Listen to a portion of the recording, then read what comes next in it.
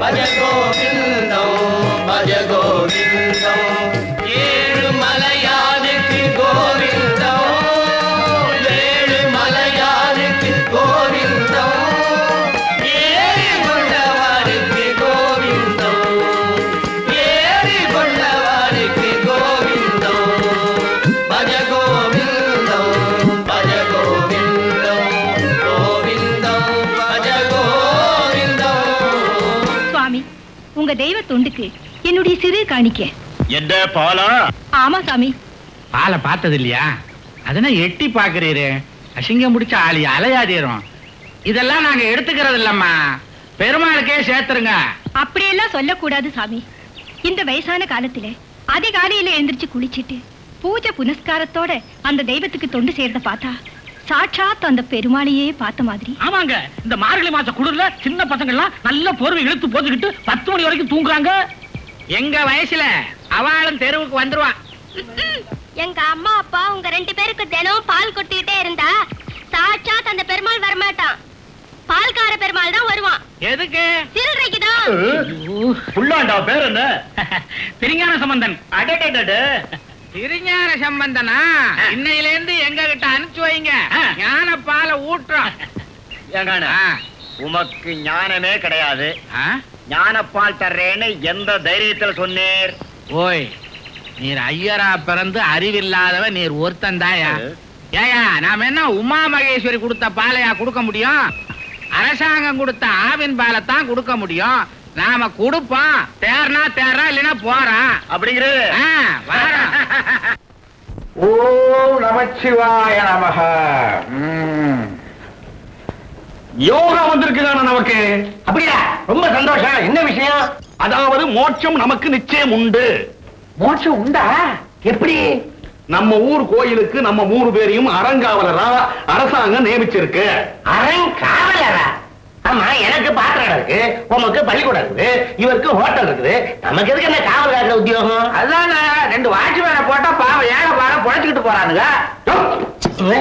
ஏயா அறங்காவலர்னா அதுக்கு அர்த்தம் என்னன்னு தெரியுமாங்கண்ணா? என்ன? தர்மஹர்த்தா.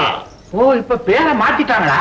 எப்ப எதை மாத்தாங்கன்னு நமக்கு தெரியவே மாட்டேங்குது. சொல்றதே இல்லைங்க. நம்ம தான் மாறாம இருக்கிறோம். மேல போறோம். முதலியார்வாள், இனிமே கோவில்ல மாலை மரியாதை அவ்வளவும் நமக்கு தான்.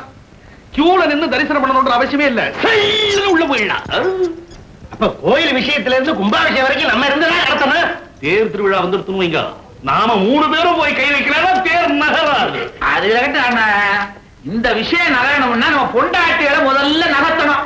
அப்ப நான் போய் தனியா நடத்துறேன். நான் தனியா செய்யறேன். சரி, ஆர்டர் கொண்டாங்க. இதுலயே வீட்டுல காட்டணுமே. எதை காட்டணும்? இத அவ ஆத்துக்காரி கிட்ட ஆர்டர் எங்கன்னு கேட்டா ஐயர் கிட்ட இருக்குன்னு சொல்லுங்கடா.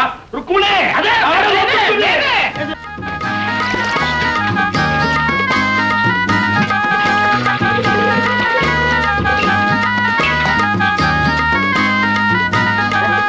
என்னங்க இப்பதான் மீனாட்சி, என்ன மோட்சத்துக்கு ரிசர்வேஷன் கிடைச்சாச்சு. ரயில் பஸ்ஸுக்கு தான் ரிசர்வேஷன் கொடுத்துருந்தாங்க, இப்ப மோட்சத்துக்கு கொடுக்க ஆரம்பிச்சிட்டாங்களே. அரசாங்க கவர்ல வந்தாச்சு. எல்லாத்தையும் நான் கேட்டுக்கிட்டு தான் இருந்தேன். இத பாருங்க, ட்ரஸ்டி ஆகிற தகுதி எல்லாம் உங்களுக்கு கிடையாது. ஏண்டி, இது வரைக்கும் ஒழுக்கம் தவறி நடந்திருக்கணும், உண்மையை தவிர ஏதாவது பேசியிருக்கணும், நன்மை செய்யாம இருந்திருக்கணும். எனக்கு ஏன் தகுதி இல்லைன்ற? இவ்வளவு தகுதி உங்களுக்கு இருக்குல்ல, அந்த பதவிக்கு மட்டும் நீங்க ஆசைப்பட்டு போனீங்க. இப்போ உங்ககிட்ட இருக்க நல்ல குணமெல்லாம் உங்களை விட்டு போயிடும். எப்படி போயிடுன்ற? ஏன் போகாதுங்கிறீங்க? ஐயா சாமி, நான் புள்ள குட்டிகளை வச்சுட்டு கஷ்டப்பட்டுக்கிட்டு இருக்கேன். இந்த கோயிலுக்கு வெள்ளை அடிக்கிற கான்ட்ராக்டை என்கிட்ட கொடுங்க, நான் பொழைச்சுக்கிறேன் அப்படின்னு சொல்லிட்டு ஒருத்தன் வருவான். நீங்க தான் பாவ புண்ணியம் பாக்குறவரு. உடனே கான்ட்ராக்டை தூக்கி அவங்க கிட்ட கொடுத்துருவீங்க. உடனே ஏற்கனவே இருக்கிற கான்ட்ராக்ட் கண்ணுக்கு எரிச்சல் வரும், கள்ள கணக்கும்பா, கையாடலும்பா. நீ கஷ்டப்பட்டு சம்பாதிச்சு சாப்பிட்டு வளர்த்த இந்த தொந்திய ஊழல்ல ஊதுன தொந்தி, ஊதாரி தளத்துல கொளுத்த தொந்தி அப்படின்னு செவுரு பூரா சுண்ணாம்பால எழுதுவான். எழுதுறதுக்கு சுண்ணாம்பு எவன் கொடுப்பான் தெரியுமா? நீங்க பாவப்பட்டு கொடுக்குறீங்களே சுண்ணாம்பு அடிக்க கான்ட்ராக்டுக்காரன், அவனே கொடுத்துருவான். அடியாத்தே, இவ்வளவு இருக்கா? ஏன் தொந்திய செவர் பூரா எழுதுவானா? ஏன் எழுத மாட்டான்? நல்லா எழுதுவான். அதனால ஆண்டவனை கும்பிடுறதோட நிறுத்திக்கிங்க. இந்த அரங்காவல பதவி எல்லாம் உங்களுக்கு வேண்டாம். பள்ளிக்கூடத்துல இருக்கிற பசங்களையே உங்களால கட்டுப்படுத்த முடியலங்கிற பலதரப்பட்ட ஆசைகள்ல பழகி போன மனுஷால உங்களால கட்டுப்படுத்த முடியுமோ? பகவான் பேரை சொல்லி உங்களை பாவம் செய்ய தூண்டுவா, நீங்க முடியாது. கடைசியில் என்ன ஆகும் தெரியுமோ? நான் கடையில வாங்கின புடவைய கட்டிட்டு போனா ஐயர் அம்பா சேலையை எடுத்து ஆசைக்காரிக்கு கொடுத்துட்டா இங்க பாருங்க, நிர்வாகம் பண்றதுக்கு கீர்த்தி மட்டும் இருந்தா பத்தாது, அதுக்கு கொஞ்சம் நேர்த்தியும் வேணும். அது இங்க இல்லங்கிற.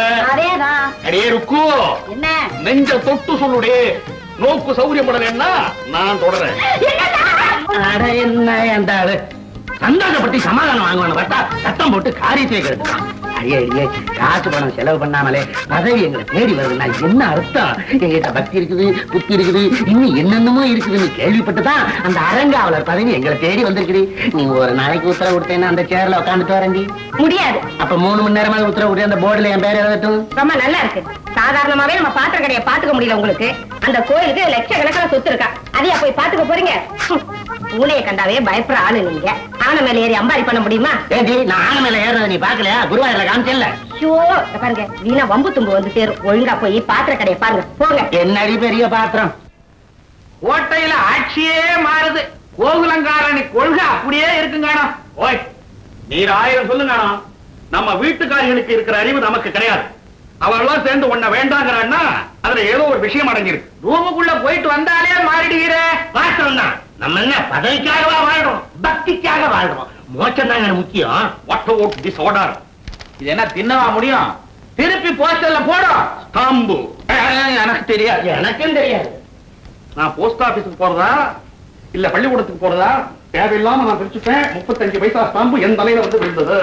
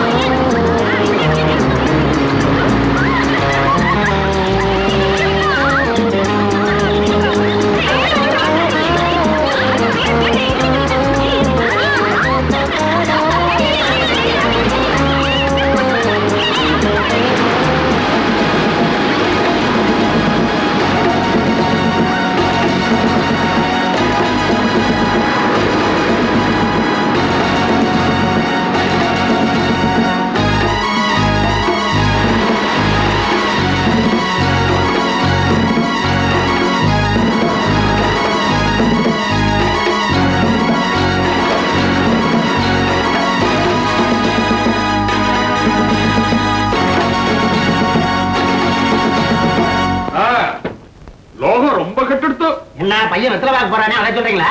அது இல்லங்க, பைத்தியக்காரனை சுத்தியாவது ஒரு 10 பேர் இருப்பா.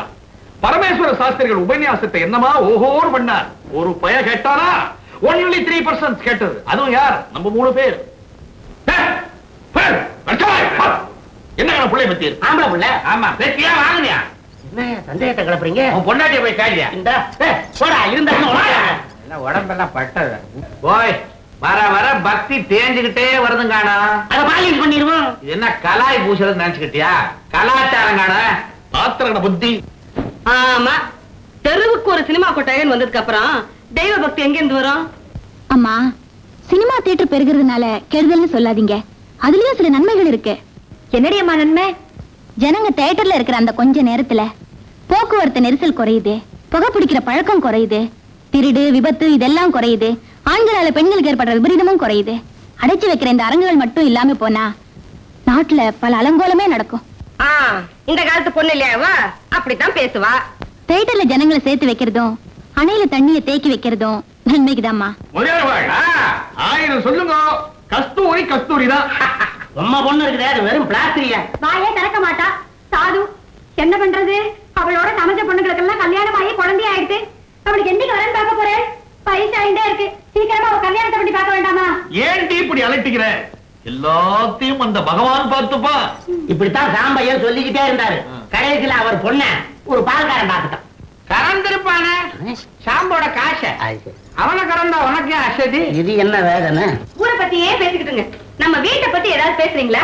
ஏன் வர்ற பொங்கலுக்கு வெள்ளை அடிக்கிறத பத்தி விவரமா பேசிருக்கோமே. அட அது இல்லீங்க, மாடி வீடு காலியா இருக்குல்ல, அங்கேயும் அடிச்சிருவோம். சும்மா இருங்க. மாடி வீடு எவ்வளவு நாள் காலியாவே இருக்கிறது? இருந்தா என்ன? பூட்டி இருக்கிற வீட்டுக்குள்ள பிசாசு இருக்கும். திறந்து விடு, அலையட்டும். இந்த குசும்பு பேசணும்னு குறைச்சல் இல்ல. கழுதைங்க. பாவம் இந்த வீட்டுக்காரர் வேற நடையா நடக்கிறாரு.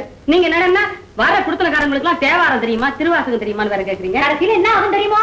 இந்த வீட்டுக்கு ஒரு வாசகமும் தெரியாத எவனோ ஒருத்தன் வரப்போறான். நாங்க விட்டுடுவோமா? வர்றவன் கண்டல் அலங்காரத்தை கரைச்சு குடிச்சிருக்கணும். சிவபுராணத்தை சீரா சொல்லணும். குறிப்பா பட்டினத்தார் போல இருக்கணும். மத்தவன் கெட்டு போன வந்தாக்கா நாங்க அனுமதிக்க மாட்டோம். சரி சரி, மணி 8வது, தோத்திரம் சொல்லிட்டு தூங்குவோம். உருவாய் அருவாய் உளதாய் இலதாய், உருவாய் அருவாய் உளதாய் இலதாய், மறுவாய் மலராய் மணியாய் ஒளியாய், மறுவாய் மலராய் மணியாய் ஒளியாய், கருவாய் உயிராய் கதியாய் விதியாய், கருவாய் உயிராய் கதியாய் விதியாய், உருவாய் வருவாய் அருள்வாய் குகனே, உருவாய் அருவாய் வருவாய் குகனே.